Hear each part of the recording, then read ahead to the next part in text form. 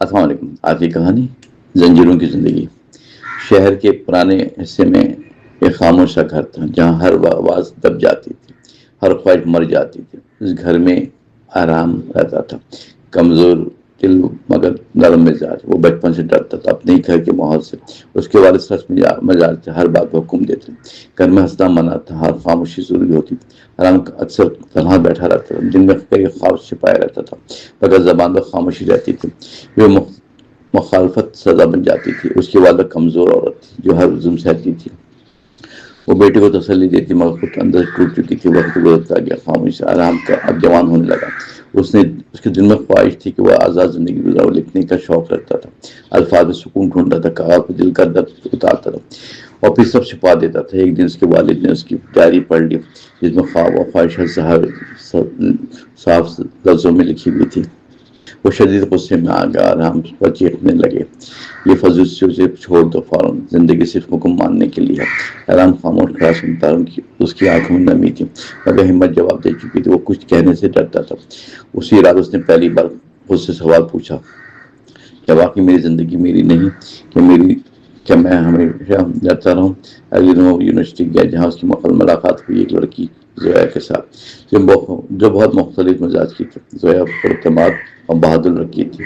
وہ ہر بات کھل کر کہتی تھی، دوسروں کے خوف سے سمجھ جاتی تھی. اس کی آواز نرم محسوس ہوتی تھی. کلاس کے دوران آرام خاموش رہتا تھا مگر زویا نوٹس بانٹتی تھی، کبھی مسکرا کر بات کر لیتی تھی اور ماحول آسان بنا دیتی تھی. کچھ دن بعد زویا نے پوچھ لیا، تم اتنا خاموش کیوں رہتے ہو؟ آرام نے بات ٹالنے کی کوشش کی مگر آگے سب بتا گئی.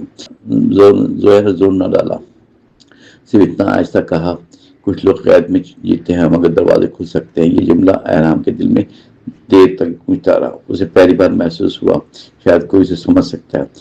وقت کے ساتھ دونوں قریب آ گئے. زویا نے اس کی اچھی دوست بن گئی. وہ آرام کی ہمت دلاتی تھی اور خوف سے ڈرنا سکھاتی تھی مگر گھر کا ماحول بدل نہ سکا. والد پہلے جیسے سخت تھے.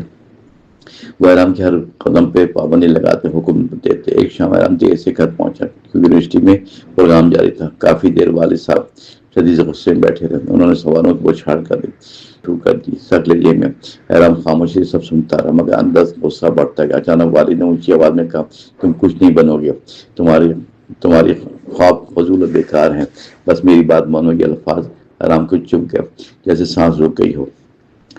اس نے پہلی بار بلند آواز میں کہا، میری زندگی ہے. کمرے میں مکمل خاموشی چھا گئی. والد حیرت سے اس کو دیکھتے رہے کیونکہ آرام نے کبھی مخالفت کرنے کی ہمت نہ کی. غصہ مزید بڑھنے لگا. والد نے اس کے گھر سے نکلنے سے پابندی لگا دی. والد نے اسے گھر سے نکلنے سے منع کر دیا ہمیشہ کے لیے، اور یونیورسٹی چھوڑنے کا حکم دیا. آرام اندر سے ٹوٹ چکا تھا. اسے لگا کہ سب کچھ ختم ہو گیا مگر زویا مسلسل ساتھ رہے. وہ اسے حوصلہ دیتے رہے. ایک دن زویا نے پوچھا، تم آخر کب تک ڈرو گے؟ زندگی کے قید میں گزارتے رہو گے؟ بہتر ہے کہ سچ کے لیے کھڑے ہو جاؤ. یہ بات آرام کے دل میں گہرائی سے اتر گئی. اس نے خاموشی سے فیصلہ لیا کہ وہ بدلے گا. اسے نوکری ڈھونڈنے کی کوشش کر چھوٹے ادارے میں کام مل گیا. کچھ دن بعد سے پہلی تنخواہ ملی. وہ رقم بہت کم تھی مگر آرام کے لیے امید بنی. اسے پہلی بار محسوس ہوا کہ وہ خود کر سکتا ہے. ادھر گھر میں کشیدگی بڑھتی جا رہی تھی. مسلسل ہر دن والد کی تبدیلی دیکھتے رہے. کمازی سخت ہو گئے. والدہ خاموشی سے دونوں کے درمیان سکون لانے کی کوشش کرتی تھی. حالت بگڑتے گئے، فاصلے بڑھتے گئے. ایک رات جھگڑا ہوا. والد نے غصے میں کہا، اگر میری بات نہیں مانتے تو تم گھر چھوڑ دو. آرام ساکت کھڑا رہا. والدہ کی آنکھوں میں آنسو آ گئے مگر وہ خاموش رہے تب کیونکہ سب برسوں سے زندہ تھا. آرام نے آہستہ سے اپنا بیگ اٹھایا اور گھر سے نکل گیا بغیر سوچے بغیر پیچھے بھی دیکھے. کبھی دل اندر سے کانپ رہا تھا. اس طرح وہ دوست چھوٹے کمرے میں ٹھہر گیا تھا. وہ پوری رات جاگتا اور بچپن یاد کرتا. ہر لمحے جب خواب اس کی سانسوں پر بوجھ بن جاتا تھا. خواہش دب جاتی تھی. صبح زہرا سے ملنا آئی. اس نے آرام کا چہرہ دیکھ کر آہستہ پوچھا. آرام چند لمحے خاموش رہا پھر دھیمی آواز میں بولا، آزادی آسان نہیں لگتی ابھی مگر خیر سے بہتر ہے. وقت آہستہ سے بڑھنے لگا. آرام نے خود کو سنبھالا. کام کے ساتھ تعلیم بھی جاری رکھی. محنت کرتا رہا. اسے مشکلات بہت آئی مگر وہ خوف میں نہیں رہا. پہلے کی طرح وہ خود پر یقین کرنے لگا. اس کے والد تنہا ہونے لگے. آہستہ آہستہ گھر کی خاموشی انہیں کھانے لگی مگر غروب آخر. والدہ اکثر بیٹوں کو یاد کر کے روتی تھی تنہا مگر والد نے اس سے کچھ نہ کہتی تھی. کیونکہ ماحول سخت تھا۔ ایک دن والد اچانک بیمار پڑ گئے، شدید کمزوری کے بعد گھر میں سنبھالنے والا کوئی نہ تھا سوائے والدہ کے۔ والدہ نے ہمت کر کے آرام کو فون کیا، لرزتی آواز میں صرف اتنا کہا کہ تمہارے والد ابو بیمار ہیں۔ آرام چند لمحے خاموش رہا، پھر فوراً گھر پہنچا۔ کئی مہینے بعد وہی دروازہ اس کے سامنے موجود تھا۔ گھر پہلے سے زیادہ خاموش اور خالی محسوس ہو رہا تھا۔ والد بستر پر کمزور پڑے تھے، چہرہ اترا ہوا تھا۔ آرام نے انہیں اس حالت میں پہلی بار دیکھا تھا۔ وہ شخص جو ہمیشہ مضبوط اور خوفناک لگتا تھا اب بے بس محسوس ہو رہا تھا۔ آرام کے دل میں عجیب درد سا اٹھنے لگا، خاموش نفرت کہیں کم ہونے لگی۔